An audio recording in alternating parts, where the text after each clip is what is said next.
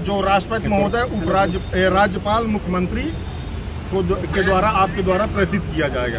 पहली, आगामी जनगणना में ओबीसी की जांच कराई जाए। 13% होल्ड ओबीसी आरक्षण बहाल कर चयनित अभ्यर्थियों को तत्काल नियुक्ति प्रदान की जाए। विधायिका, न्यायपालिका, कार्यपालिका, निजी क्षेत्रों में पदोन्नति एवं संख्या अनुपात में ओबीसी आरक्षण लागू किया जाए। ओबीसी के लिए 52% आरक्षण लागू किया जाए। ओबीसी आरक्षण को संविधान की नवीन अनुसूची में शामिल किया जाए। सरकारी विभागों ओबीसी के रिक्त पदों, बैकलॉग पदों को अतिरिक्त बगरा जाए।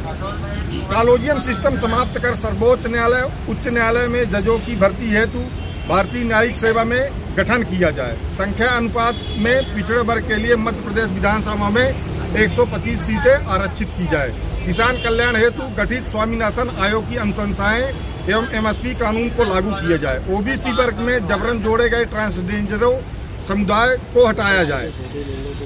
एबीसी जातियों मुख्यधारा में जोड़ने के लिए अन्य राज्यों की तरफ सुनिश्चित किया जाए। ओबीसी छात्रों को छात्रवृत्ति हो वार्षिक आय सीमा 3 लाख से बढ़ाकर 12 लाख की जाए। सरकारी नौकरी में भर्ती प्रक्रिया में एकल पदवी व्यवस्था खत्म कर आरक्षण रोस्टर नियम को पूर्ण पालन किया जाए। सरकारी विभागों में आउटसोर्स भर्ती कर नियमित भर्ती की जाए।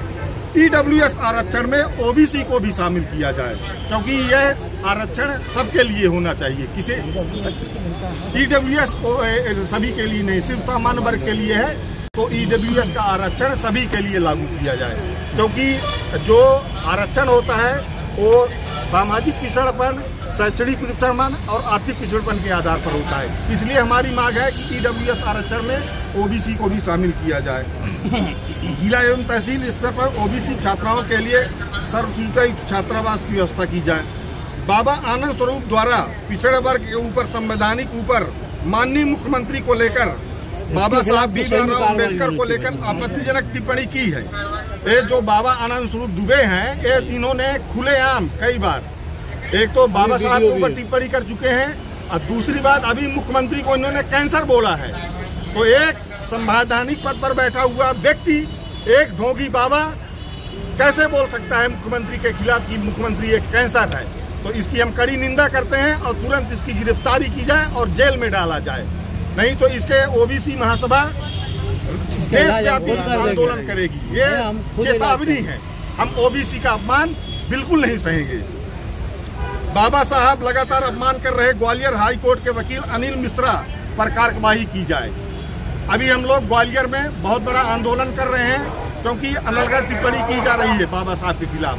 आज नरेंद्र मोदी से लेकर अमित शाह से लेकर देश के सभी लोग बाबा साहब को मानने वाले लोग हैं, लेकिन दो तथाकथित मनुवादी लोग हैं, बाबा साहब का बार बार अपमान कर रहे हैं।